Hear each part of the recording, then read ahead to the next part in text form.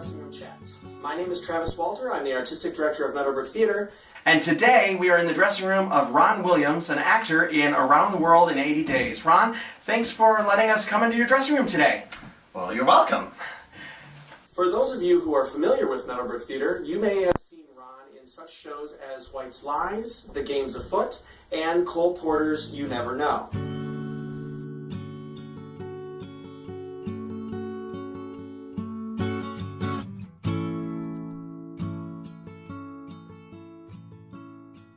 So Ron, you've been in many shows here at Meadowbrook Theater. What makes Around the World in 80 Days different from the other styles of shows that you've done? Well, this show is much more of, I would say, a full ensemble piece than any of the shows that I've been in. All of them have been smaller size casts, but never have we had to rely on each other so much as this show. Everyone is vital to this machine working as it does. It works very smoothly, and it's due to everyone pulling their weight every moment of the show. Excellent. And you play multiple characters in this show, and I know that you've just come off stage from playing all of these characters.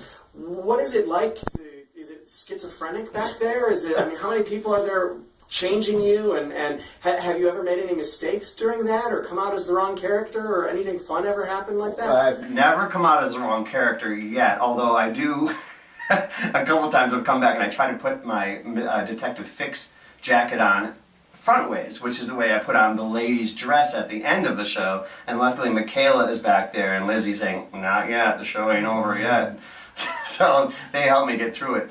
But boy, tech was really something for this show. I wish people could see backstage in a show like this. You would love this if you saw it backstage. We are running around. Michaela and Lizzie are not only changing us as we spin around and they're dressing us, but they're also directing us. They're kind of directing traffic, if you will. It's funny back there. You mentioned Detective Fix, one of your characters specifically. What character is your favorite to play? I was thinking about this the other day, and I think I love Fix because he's got the through line in the show. Fix is the one pursuing Phileas Fogg throughout the show, so he's vital to continue the story. But I really love playing the silly conductor when we're in America. The scene is silly and nonsensical, and I am just a goofball American conductor. I'm kind of channeling Mr. Haney for those Green Acre fans.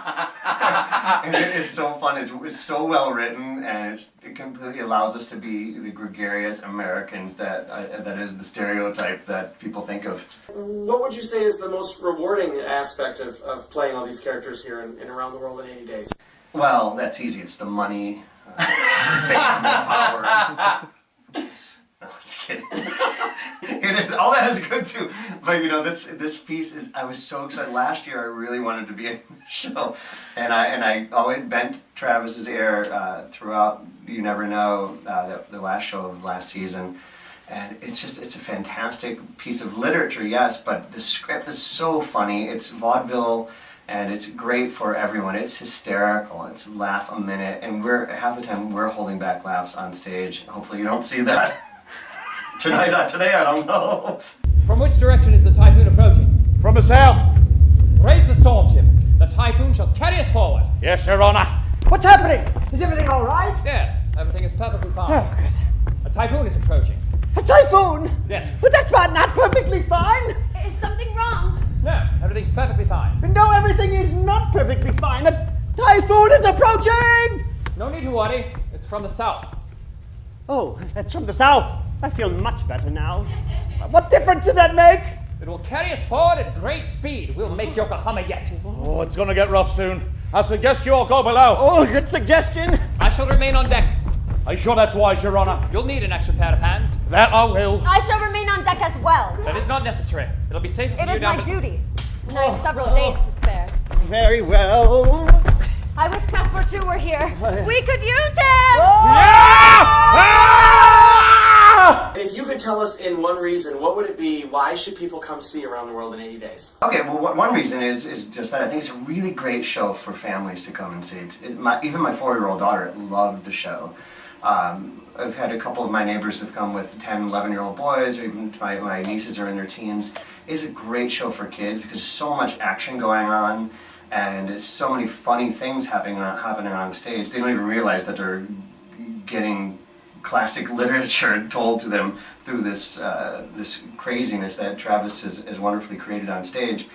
And I also think I wanted to point out that this is Meadowbrook Theater is the professional theater in Rochester, and it's really the only professional theater in our area up here north of where the other theaters are generally located in the Detroit area, and it's one of the best theaters in the state for certain. It is the biggest producing theater in the state, and I think a lot of people don't realize that this is a great professional theater right in your backyard, and so many people live up here.